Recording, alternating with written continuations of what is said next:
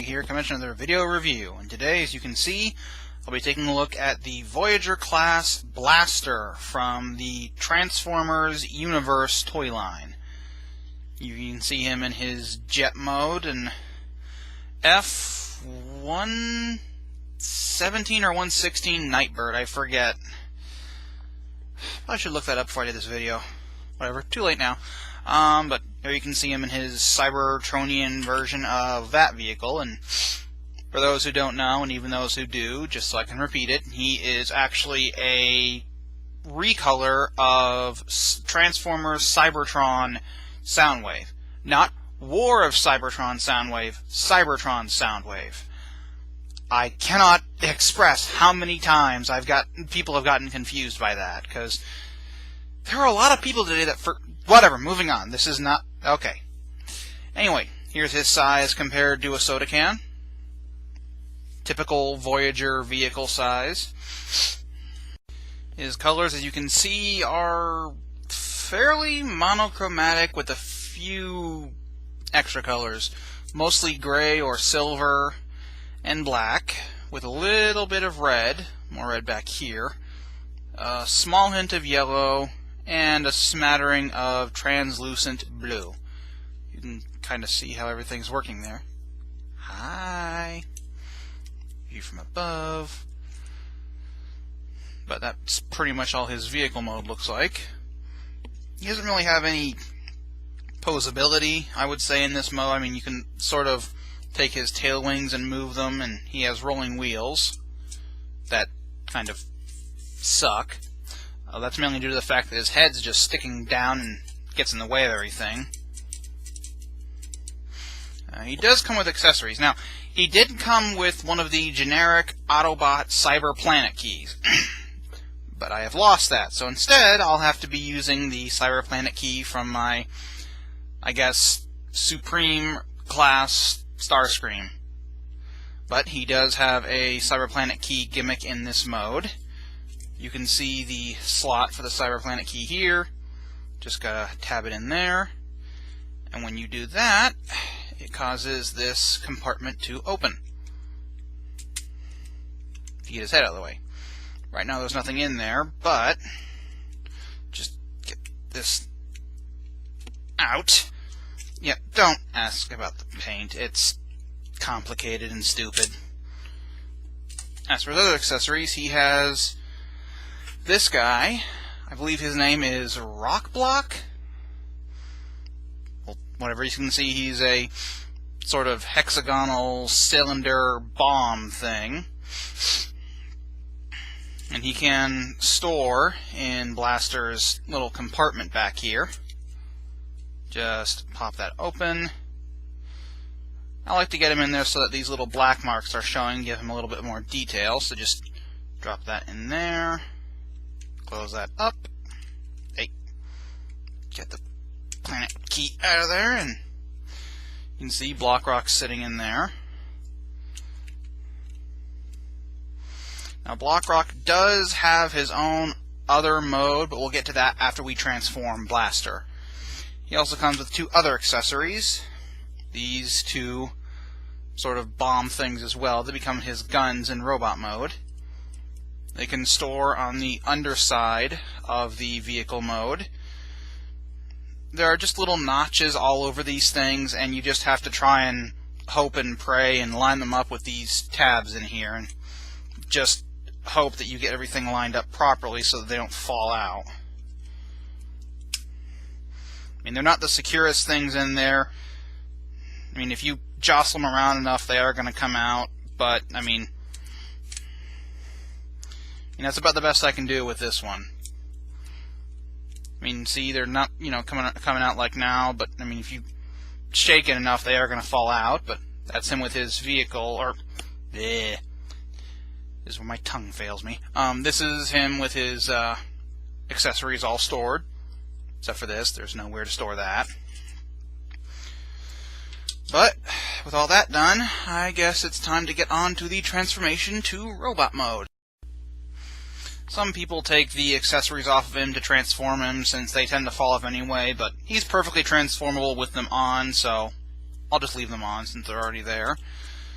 To start things off, you just want to take these rear fins and fold them back.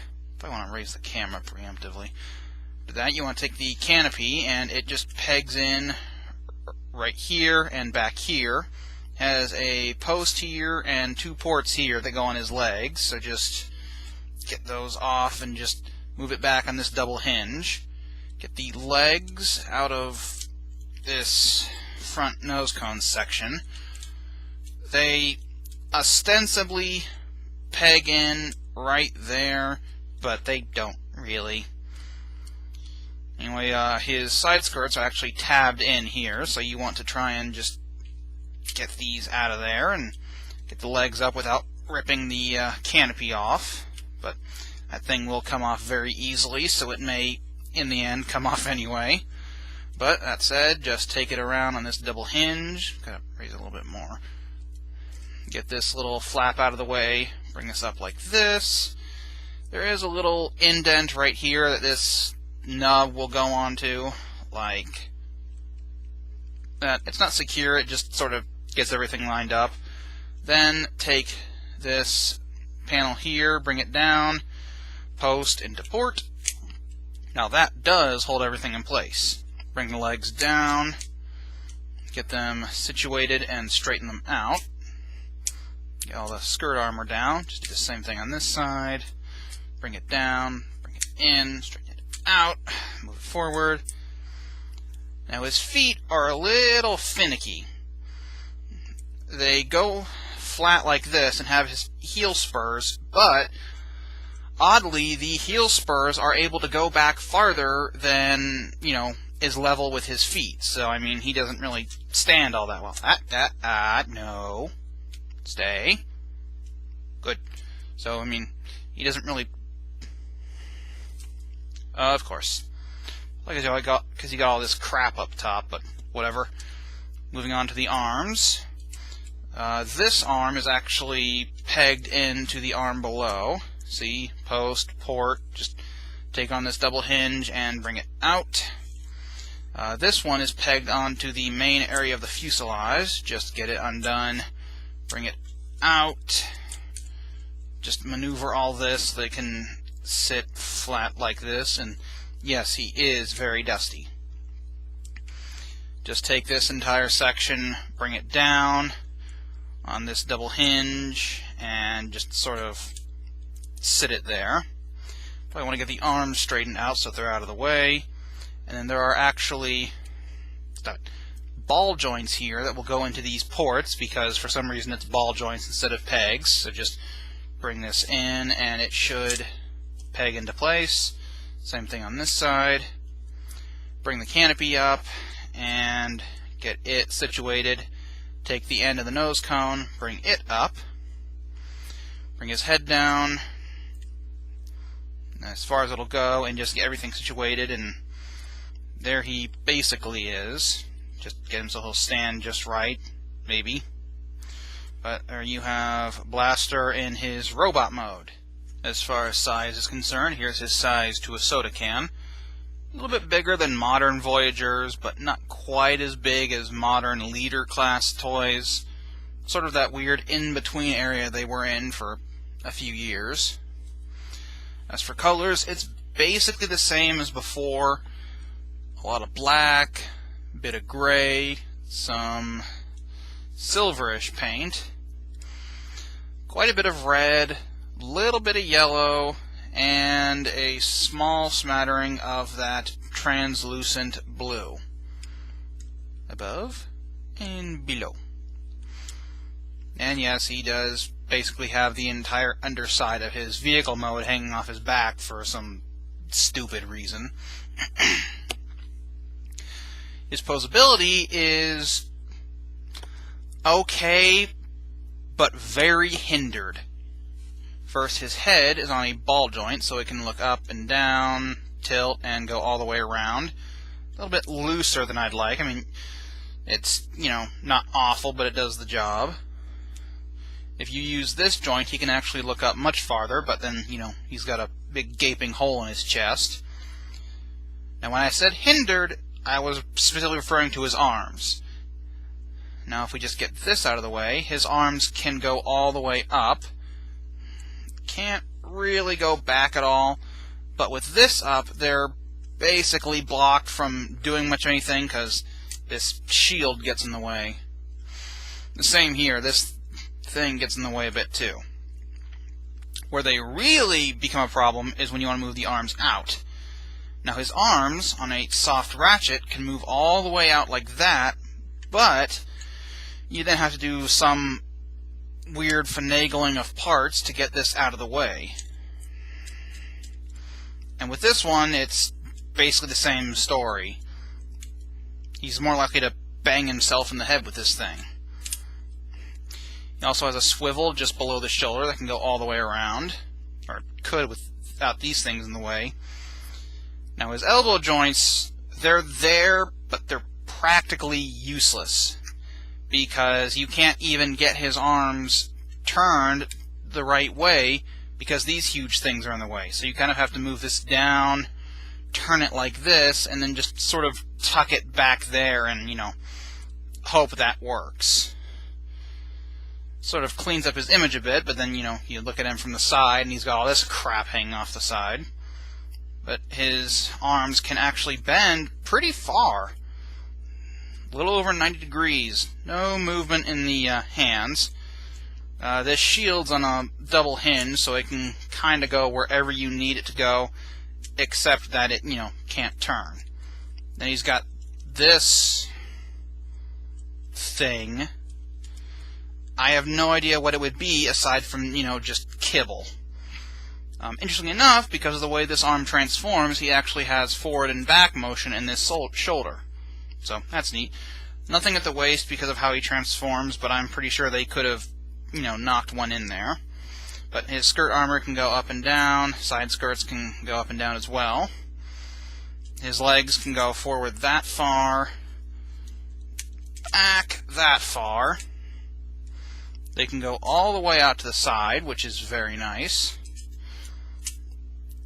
Legs can bend that far on a very stiff ratchet, but, not even 90 degrees. He does get a pivot just above the knee. He has this janky leg tilt thing for transformation, but as you can see, it doesn't stick very well. And his feet can pivot up and down, but it can't go up very far, and you don't have any ankle tilt either. So, if you really wanted to, you could get him in a, proper standing position like that, but now he's even more back-heavy than normal. He has the same accessories as in his vehicle mode, the 3 bombs and a cyber planet key. The first we'll go over is this one. And again, they can still store in his robot mode because, the storage space from his vehicle mode is just hanging out there. As for this gun, to get him to hold it, you have to, transform it from a bomb into a gun. So to start things off there, take this blue piece, flip it all the way back, take this barrel, fold it out, try and get it level, fold this barrel out, bring up the scope, if I can get it. Now, the scope actually has a fair bit of detail on it. Come on. Focus, please. As you can see, there's actually a fair bit of detail on the scope. Or sight, I mean. Anyway, after that, take the handle, bring it down, and there you have his first gun. To hold it, you just need to take this post and put it into the port in his hand. It goes in there fairly easily. Unfortunately, they put the post to lock the arms together on this arm, so he can't actually hold this properly. This stops it from going all the way into his arm, unless you push this down like this, and now that thing's sort of cocked out of position. But it is what it is.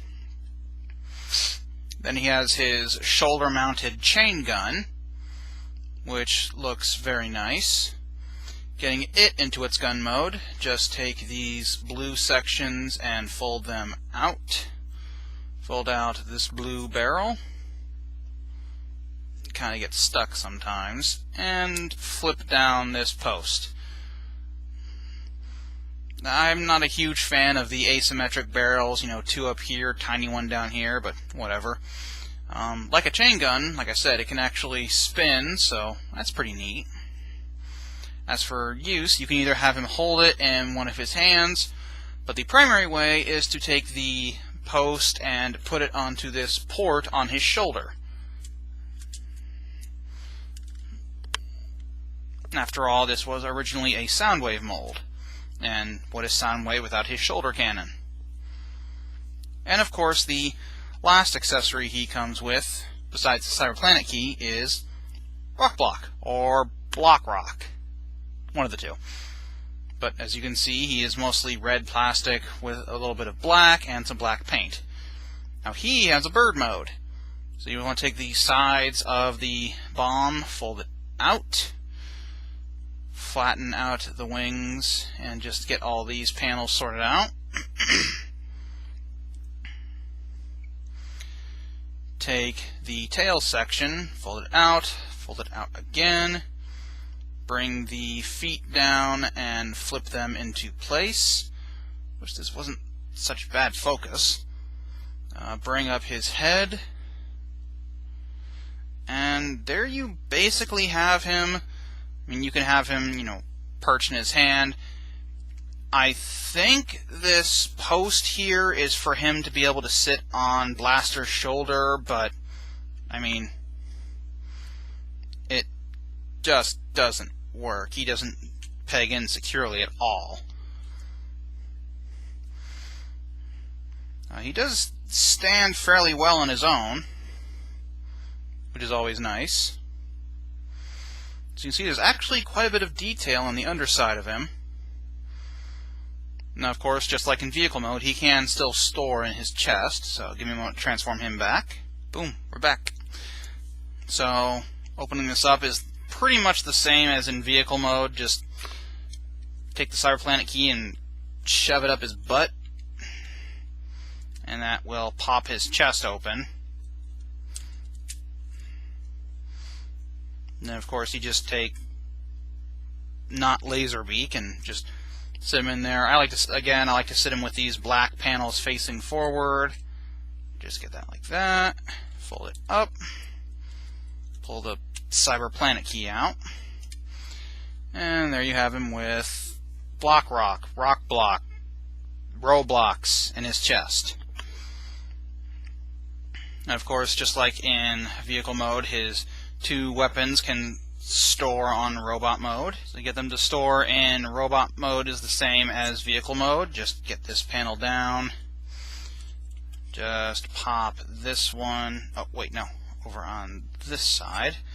Just, as you can see, there are like these notches on there, and these all just line up with these tabs he's got on the backs of his, well, kibble.